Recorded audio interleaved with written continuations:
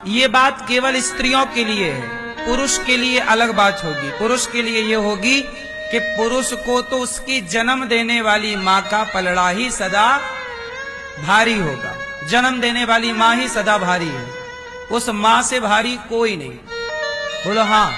लेकिन स्त्रियों का धर्म अलग है। स्त्री का धर्म अलग कैसे है?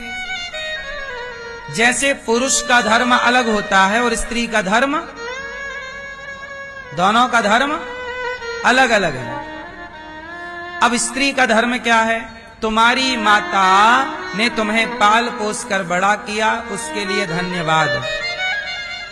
सदा आप ऋणी रहोगी अपने माँ की भी। तुम्हारी माँ है, तुम्हें जन्म दिया है, तुम्हें उसको जरूरत पड़े तो अपनी जन्म देने वाली माता की भी बुढ़ापे में सेवा करना। कई बार भाई लोग नहीं करते सेवा, निकाल देते हैं। बेटा सेवा ना करे तो बेटियों को सेवा करनी चाहिए, यही धर्म है।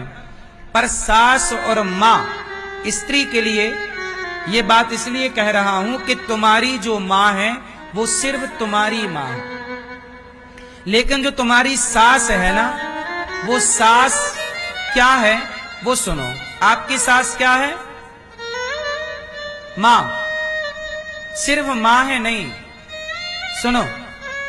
ये बात तुम्हारे तब काम आएगी जब तुम सास बनोगी और तुम्हारी बहू मेरा ये ज्ञान सुन लेगी तो सोचो, अपनी माँ से ज्यादा जब तुम्हारा सम्मान करेगी तुम मुझे रोम रोम से आशीर्वाद दोगे। तुम इस तरफ देखो ना कि तुम्हारी बहू, जब तुम्हारा सास जो है वो आपके पति की कौन है? जोर से। अब ये बताओ कि आपका पति कौन है? दूसरा वाला। आपका पति कौन है? पति को आप लोग क्या बोलते हैं भारत सनातन धर्म में? पति को परमेश्वर बोला जाता है, भगवान के तुल्य रखा जाता है पति को। तो पति जब भगवान है तो वो सास तो तुम्हारे भगवान की भी भगवान है। माता भगवान होती है। माता कौन होती है? मां बेटे के लिए क्या है? भगवान। तो मेरी मां मेरी भगवान है। तो आप बहुओं के लिए आपका पति भगवान है और आपके भगवान की भी भगवान है आपकी सास, इसलिए उसका सम्मान ज्यादा हो, क्योंकि वो भगवान की भी। बोलो, बात सही है कि गलत है? सही है कि गलत है? आपकी मां केवल भगवान है, पर आपकी सास भगवान की भी भगवान है। इसलिए सास ही एक ऐसी है जो अपना, तुम्हारी मां ने तुम्हारा दान कर दिया, बेटी का कन्यादान कर दिया, तो तुम्हारी सास ने भी अपने बेटे का दान कर दिया, तुम्हारी झोली में डाल दिया अपना बेटा। बहू संभालो अपने। तुम्हारी मां ने तो तुम्हें दान कर दिया, कन्यादान, पर तुम्हारी सास ने तो अपना बेटा उठा के तुम्हारी झोली में डाल दिया। संभालो। हाँ कि ना? सीता मैया जब विदा होकर आई तो कौशल्या मैया, कैकेयी मां ने सीता मां को मुंह दिखाई, सोने का महल दिया, जैसे आज कनक भवन कहते हैं। सुमित्रा मैया ने सीता मैया को मुंह दिखाई, कुछ दिया। सुमित्रा मैया ने मुंह दिखाई, क्या दिया सीता मैया को? अपना बेटा लक्ष्मण। सीता, आज से ये लक्ष्मण तेरा बेटा है, मेरा नहीं, और आप इसे अपना दास बना के रखना, ये सदा आपका बेटा। जहां जरूरत पड़े लक्ष्मण को याद कर लेना। कैकेयी माता ने सीता मैया को मुंह दिखाई, सोने का महल दिया, और सुमित्रा मैया ने मुंह दिखाई, अपना बेटा लक्ष्मण सौंप दिया कि लक्ष्मण, आज से तुम्हारी माता मैं नहीं, सीता तुम्हारी मां है और राम तुम्हारे पिता है। अब बात आई कौशल्या मैया की। कौशल्या मैया ने सीता मैया को मुंह दिखाई क्या दिया था पता है आप लोगों को? भाई बहुओं को सास मुंह दिखाई कुछ नेंग देती है कि नहीं? ये परंपरा है। आपकी सास ने कुछ दिया था? क्यों मैया, आप दिया था क्या? अंगूठी। मैया आपकी सास ने क्या दिया था? कुछ नहीं, सास ही नहीं थी, पहले टाइम हो चुकी थी। आपकी सास ने क्या दिया था? चैन। वाह, अच्छी सास है, बहू को चैन दे रही है, चैन से रहना। इससे बड़ा और क्या कि सास चैन दे दे, चैन से रहने दे रही है। यानी सीता मैया को क्या दिया? क्या दिया? कौशल्या मैया बोली कि सीता, आज तक मेरे राम को कोई भर नजर देखा नहीं, मैं देखने नहीं देती किसी को। कौशल्या मैया जब राम खड़े होते हैं और कोई राम को जरा टुकुर टुकुर देखता रहता है तो कौशल्या मैया टोक दे, ए पलक तो झपका, मेरे राम को नजर लगाएगी क्या? कैसे देख रही है? कड़ी नजरों से। आज तक कौशल्या मैया ने किसी को, राम को टकटकी लगाकर देखने नहीं दिया, एक भर नजर से देखो। और जैसे बिहारी जी में पर्दा बंद होता रहे, ऐसे कौशल्या मैया भी पर्दा लिए खड़ी रहती है, राम को ऐसे ना देखना, नजर लग जाएगी। तिनका तोड़ती रहती थी मैया, राम को लंबे टाइम तक मत देखो, थोड़ा पलक झपका लो। पर कौशल्या मैया बोली, सीता आज से मैं तुम्हें अपने राम को जी भर देखने का अधिकार दे रही हूं। यही मुंह दिखाई है। एक मां अपना बेटा सौंप रही है अपनी बहू को, इससे बड़ा त्याग क्या होगा? फिर वो तुम्हारा पति तुम्हारे लिए ही कमाता है, तुम्हारे लिए ही सब करता है।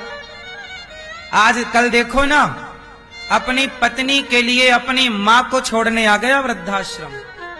इतना प्यार करता अपनी पत्नी से। फिर सोचिए, वही मां है जिस मां ने अपना बेटा सौंपा बहू को, और आज उसी बहू ने अपने पति से कहा कि जाओ अपनी मां को बाहर निकालो घर से, और बेटा भी अपनी पत्नी के पद चिन्हों पर चलने वाला मां को लेकर वृद्धाश्रम आ गया। देखो, आपको नहीं लगता कि मां का भी त्याग है? नहीं लगता? इसलिए जितनी बात अपनी मां से करती हो, उसकी आधी अपनी सास से कर लिया करो। एक बहू बोली, हमारी सास ने तो महाराज कुछ नहीं दिया, चम्मच तक नहीं दिया। बहुओं का एक ही पुराना रौना, हमारी सास ने तो चम्मच तक नहीं दिया। तो मैंने कहा कि बहू एक काम कर, ये सोने की चम्मच रख और पति वापस कर। ये बताओ, आपका पति किसने दिया आपको? जोर से, आपका पति आपको किसने दिया? सास ने। तो काहे कहती हो कि सास ने तो चम्मच तक नहीं दिया? तो चम्मच लो, पति वापस करो। कर सकती हो? झूठे ही रोना रोती हैं, सास ने तो चम्मच नहीं दिया, ये नहीं दिया। अरे पति दे दिया वो कम है? जो दिया उसकी कदर नहीं है? नहीं, चम्मच के लिए रो रही है, पति पाके खुश नहीं है। रिश्ते तब समाप्त होते हैं, रिश्ते तब बिगड़ते हैं जब रिश्तों का महत्व ही पता ना हो। बोलो हाँ। मैं कहता हूं कि आजकल ना स्कूलों में सिलेबस में रिश्तों का भी एक पाठ होना चाहिए। रिश्तों का भी एक विषय, सब्जेक्ट, मतलब पीरियड टाइम 30 मिनट होना चाहिए कि भाई हम आधा घंटा रिश्तों को पढ़ाएंगे। किसको पढ़ाएंगे? जोर से, रिश्तों को भी पढ़ाया जाए। स्कूल में यदि रिश्तों को पढ़ाया जाने लग गया तो गारंटी लेता हूं, ना मां वृद्धाश्रम में जाएगी, ना कभी पति पत्नी का तलाक होगा। रिश्ते की कदर ही नहीं है, क्योंकि रिश्ते की महिमा नहीं जानते। एक पाठ होना चाहिए। इतने सारे विषय बच्चे पढ़ते हैं तो 2-4 साल का ही पाठ, अरे 2 साल 9वीं और 10वीं इन क्लासों में ना रिश्तों की कदर बच्चे समझने लगते हैं, और रिश्तों की कदर यही ज्यादा जरूरत पड़ती है। 9वीं और 10वीं कक्षा से बच्चे भटकते हैं, 8वीं तक तो मामला सेट रहता है। बोलो हाँ कि ना? मैया बोल नहीं रही हो मेरी माँ।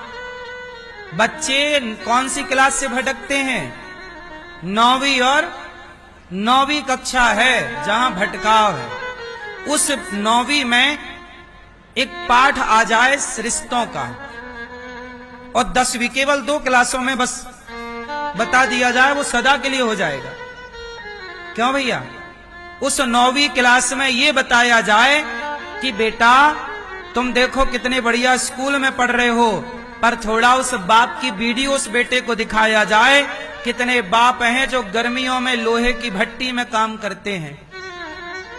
सूर्य की गर्मी अलग है और वहां लोहे की गर्मी और आग की गर्मी अलग। वहां मजबूरन व्यक्ति काम करता है, और व्यक्ति दिन दिन कोई फल बेच रहा है, दोपहर में कोई साग सब्जियां बेच रहा है। हर व्यक्ति का स्ट्रगल बच्चे को पता हो, ताकि वो बेटा अपने बाप का सम्मान करे, बाप की इज्जत करे। भाई हमने अपना बेटा स्कूल भेजा, आजकल के बच्चे अपने बाप के दुश्मन हो जाते हैं, अपनी माँ के दुश्मन हो जाते हैं। तो सवाल मेरा स्कूलों से है कि आपने बच्चों को ऐसा क्या पढ़ा दिया कि बच्चे बाप के दुश्मन हो गए? इसका मतलब तो ये हुआ कि हमारे साथ छल हो गया।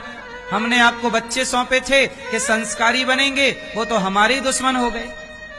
हमारे कोई गिलास भर पानी नहीं दे रहे हैं। तो क्या ये स्कूलों की, क्या ये सरकार की गाइडलाइन नहीं होनी चाहिए कि बच्चों को एक रिश्तों का पाठ पढ़ाया जाए, जहां वो रिश्तों की कदर करें, बाप की कदर करें और मां की कदर करें? आजकल के पढ़े लिखे बच्चे पढ़ तो लिए, पर माँ बाप की कदर ही नहीं करते। तो ऐसी संतान से क्या माँ बाप संतुष्ट हैं?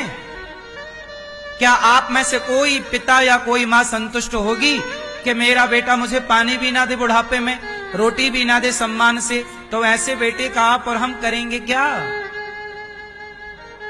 बोलो। और आज समाज में ऐसे ही बेटे हैं जो आपको गिलास भर पानी भी नहीं देने वाले। इनसे उम्मीद नहीं है कि आपको 2 रोटी देंगे और पानी देंगे। और बहुओं से, कुछ बहुओं से तो पानी मांगना मत। कुछ बहुएं तो ऐसी हैं, बोली कि हम तुम्हारी नौकरानी है क्या? फिर ये केवल इसलिए है कि आपने रिश्तों का कोई महत्व बताया ही नहीं। लड़की को बताया जाए सास का महत्व क्या है, और उसे यह भी बताया जाए कि जब तुम सास बनोगी तो अपनी बहू के साथ तुम कैसा व्यवहार करना, ताकि बहू का और सास का दोनों का रिश्ता मधुर हो। 9वीं और 10वीं 2 क्लास में यदि ऐड हो जाए ना, तो सारे रिश्ते अच्छे हो जाएंगे। कितने लोग सहमत हैं मेरी बात से? रिश्तों को पढ़ाना चाहिए या नहीं?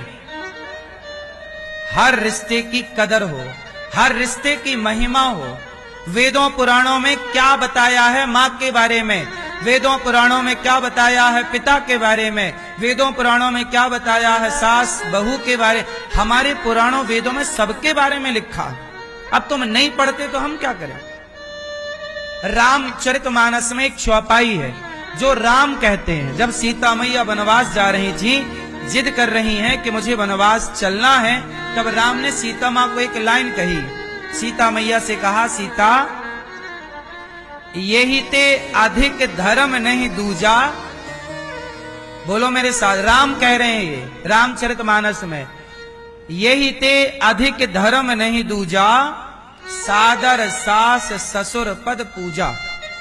मतलब राम कह रहे हैं कि सीता आप वनवास ना जाओ, आप अपने बूढ़े सास ससुर की सेवा करो, यही आपका धर्म है। ये राम कह रहे हैं। अब ये बात हर बहू को पता होनी चाहिए कि सास ससुर की पूजा भी धर्म है, भक्ति है।